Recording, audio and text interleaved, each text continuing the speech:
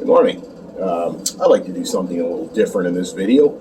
I would like to spark a conversation. I'm really hoping that you will respond to what I'm about to talk about and share your thoughts and feelings with everybody else. So I'll go first.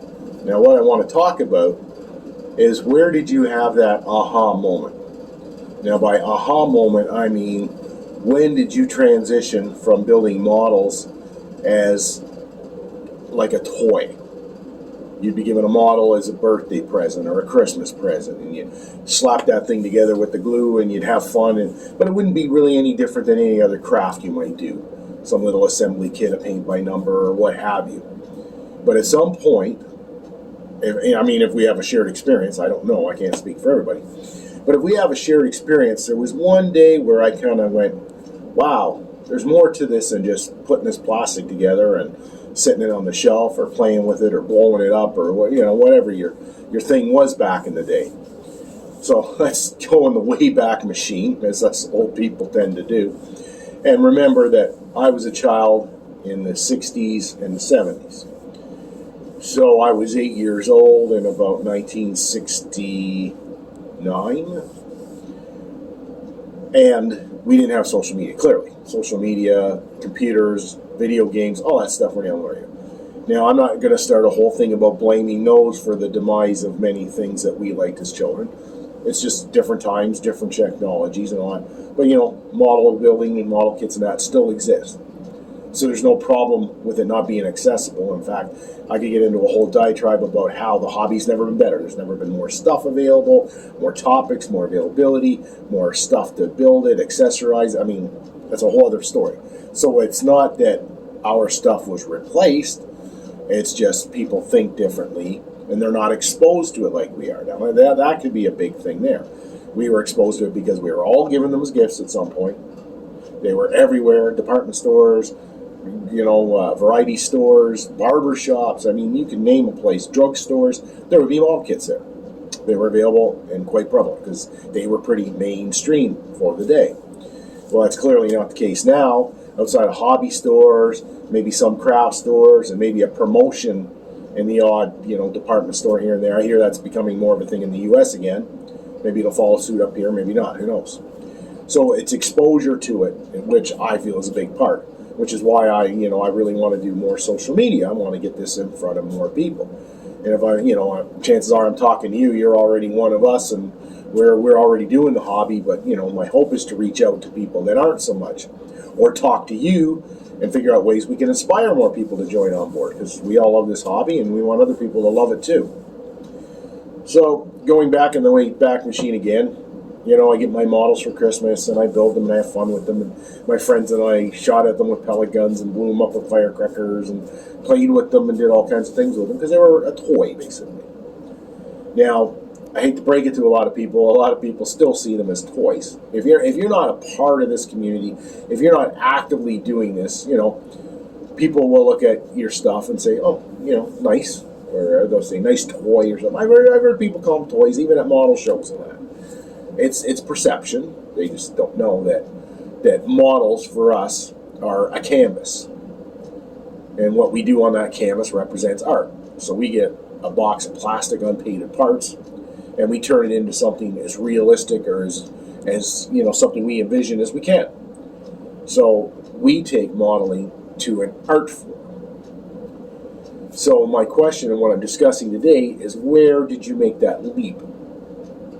Now, maybe people do it automatically. They automatically saw that this was a thing that was going to become a passion, and it was going to involve creativity and all that. Or, like myself, you got them because that's what you did. You built them. All your friends built them. And yet you, unlike maybe your 20, 30 other friends or acquaintances, carried on with it into adulthood and are still doing it today. Whereas a lot of them have probably never looked at a model again. Just saying.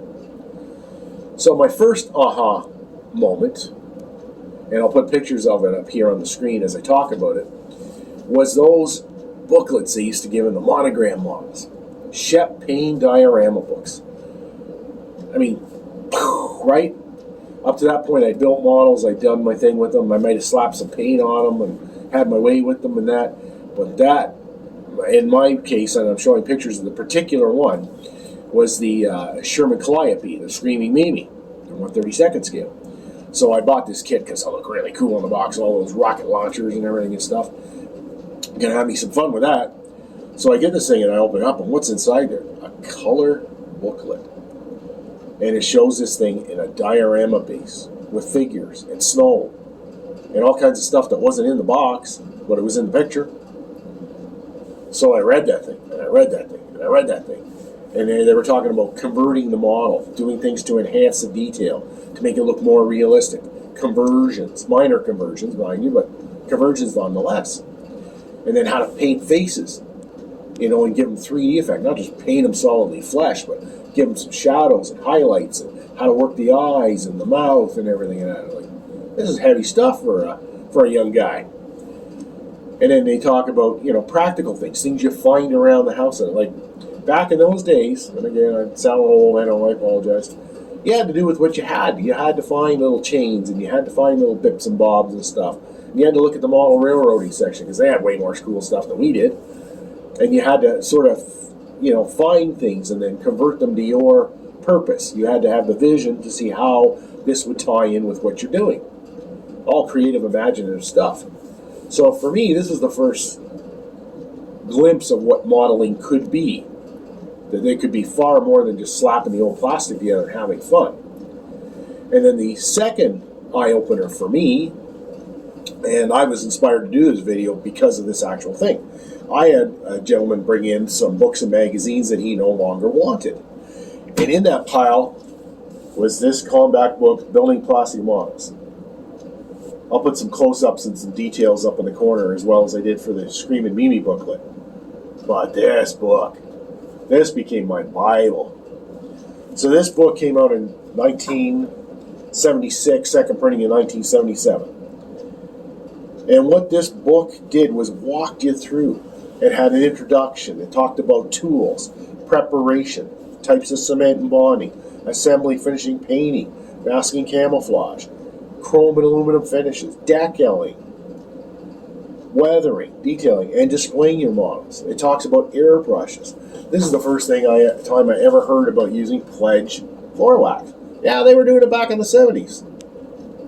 And this thing just, I never heard of Dull Coat, which was the go-to matte spray finish and still is for a lot of people. Airbrushing. What is this airbrush they're talking about?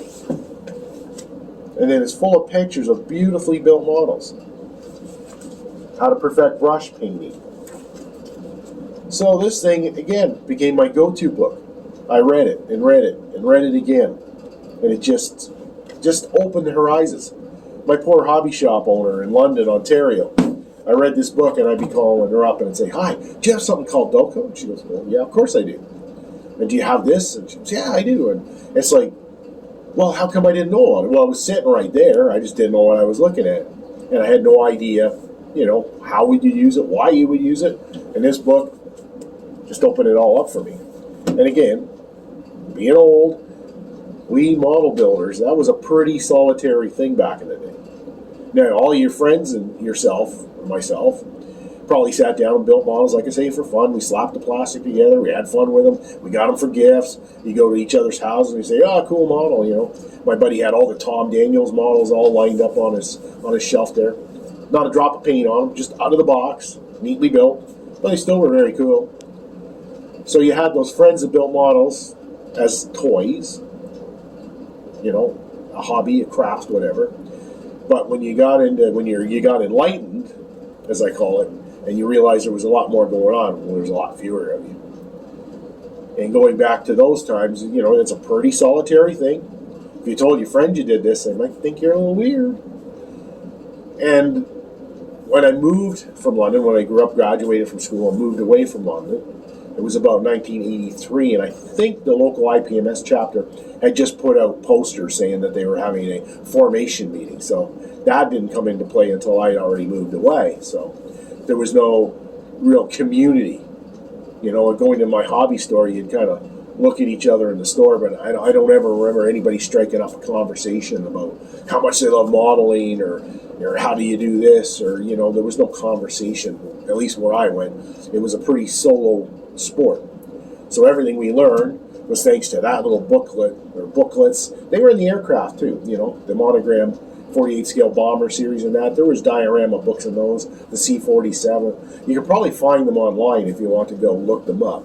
I think to this day they're still worth a look. They're very inspiring, and for the 4 pages or whatever it was that were in the books, there was a lot of information compacted into that little booklet. Again, this book must be long out of print. You might be able to find them secondhand somewhere. Maybe you go Google searching on it. You can find them maybe on eBay. I can't imagine them being terribly expensive because, you know, it is dated.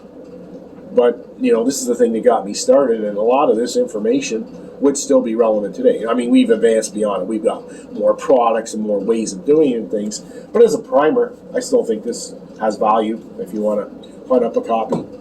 I might even keep this one around here and loan it out to people if they want to check it out. So there's me laying out for you. That was my aha moment. That's how I got into this. Please, below in the comments, share your story. Why did you do it? Why did you carry on with it? What made it transition from a toy to a lifelong passion? I'd like to see what you have to say. I'll see you in the next video. Bye now. Okay, don't forget, please subscribe, slap that bell, hit that like button, and join Team Hobby Center.